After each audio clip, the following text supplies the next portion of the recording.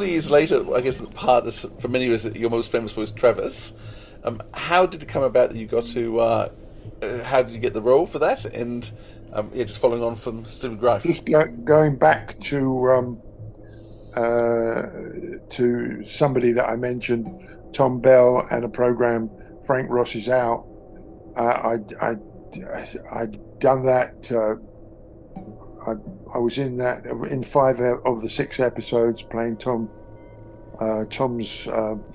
best friend, etc. And it was very, very well received because it was about people who just happened to be criminals, not criminals who were just criminals. They weren't people. They didn't have mums. They didn't use pink toilet paper. None of that. They wore jewelry and shiny suits and drove fast cars. No, we were real people. It was a wonderful series. Anyway, David Maloney had seen Frank Ross is Out, and had seen my performance and was needing somebody to come and fill the part of Travis because dear Stefan was leaving for reasons best known to us. To this day, I don't know why he left, but he approached me through my agent. I went to see him, and he gave me the part. So that was how I managed to get the part of Travis. Did you need to audition for it, or you just spoke to the director and you had the part? No.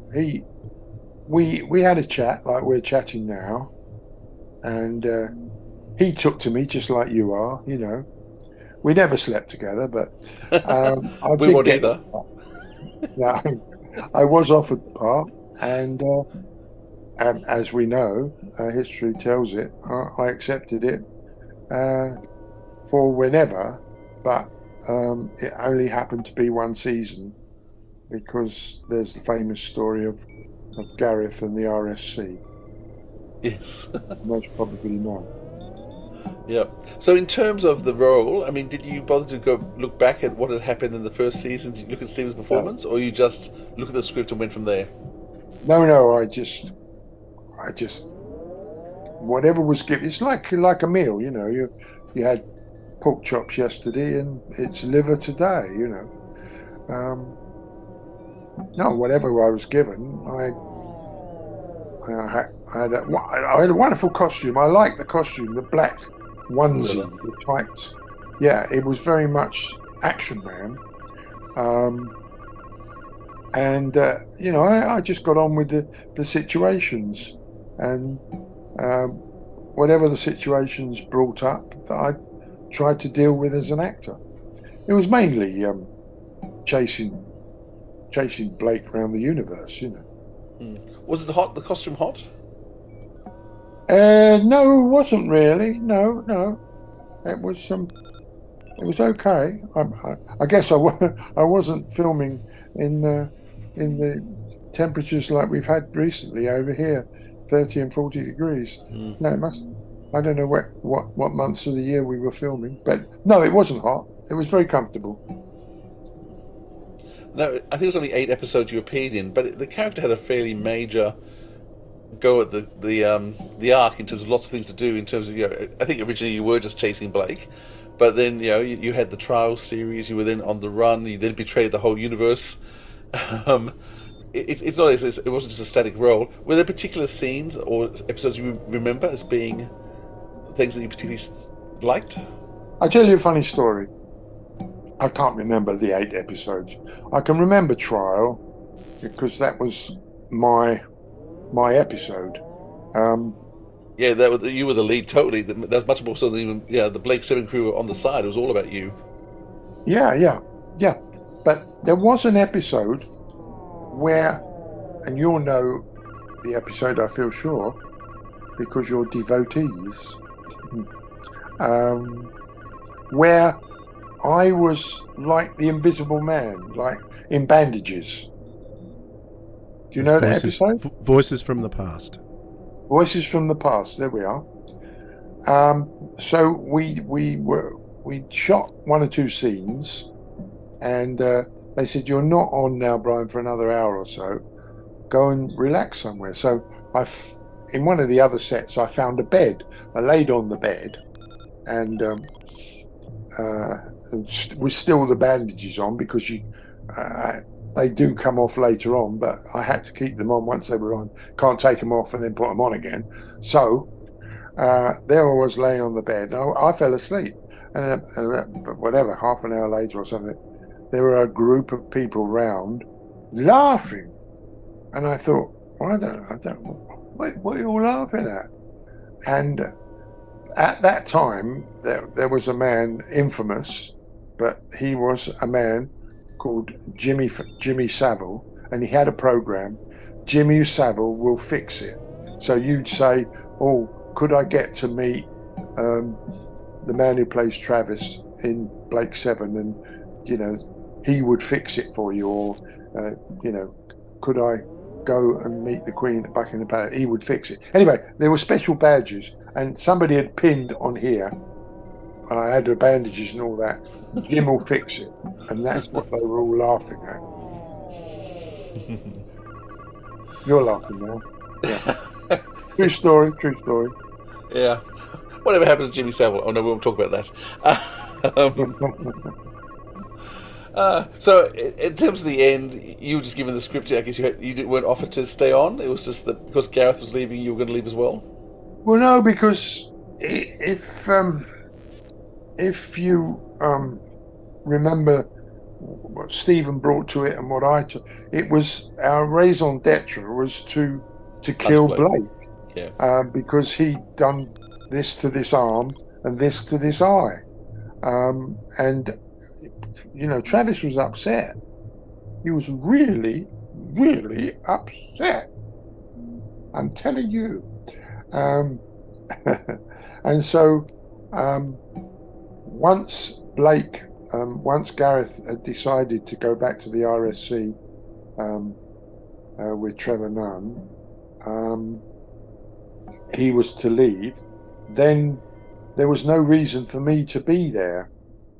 I mean, I could have thought of good reason, and my bank manager could have thought of good reason for me to be there in the next series. But they were devoid of any imagination to keep Travis on. So Travis had to fall down a hole in the planet.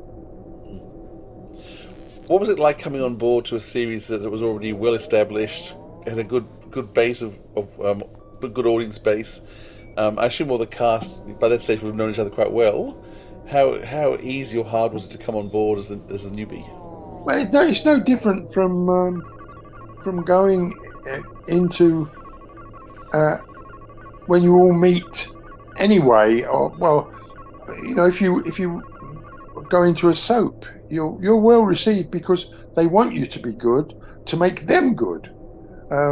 Nobody's got any antipathy towards you. They welcome you, and you just get on with your work. And that's what actors do all the time. I mean, we meet up, even though none of us have met up before in this TV play, say, there we are. And we all meet up and we all get on with the job. So I had no problems whatsoever with, and nobody wanted to give me any problems because, I carry, in real life. So you tend to go... I'm connected. What? No, sorry. In 2014, you went to Big Finish to start to bring back Travis to the Big Finish audio range. Do you remember how that happened? Who approached you and what the recording was like? Well, I knew nothing of Big Finish, and I think the first one we were all there. The big one, Gareth was there, Paul, Michael, all at different times. Sally, Jan, and of course Jackie, lovely Jackie, close friend, no longer with us, sadly. She was a character, but just like Tom Baker, she was a character. She's, she brought her fun, her wit, her talent. She brought it to the microphone, or she brought it to the camera.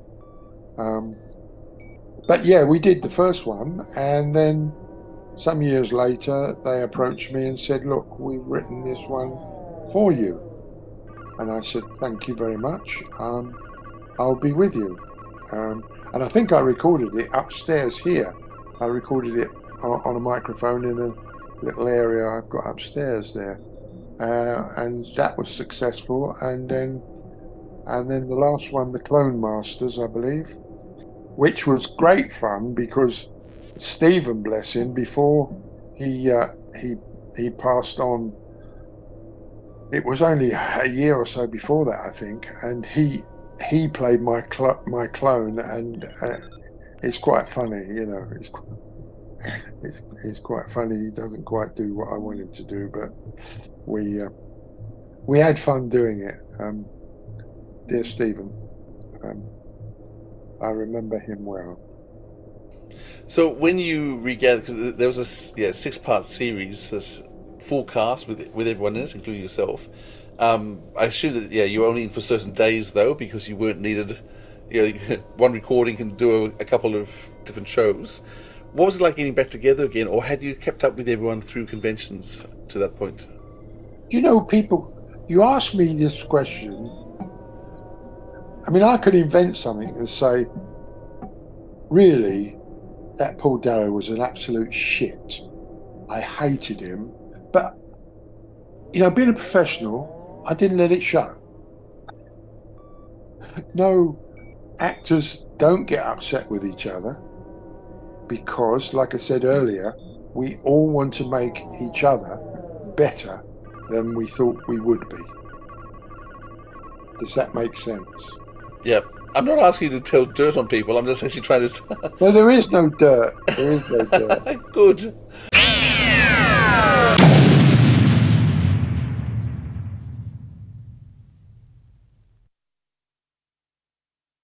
If you enjoyed what you heard in this clip from the Sirens of Audio podcast, be sure to subscribe and click that notification bell so you never miss out on another episode from us. And if you want to find out more about us, including our back catalogue of episodes, you can head over to sirensofaudio.com.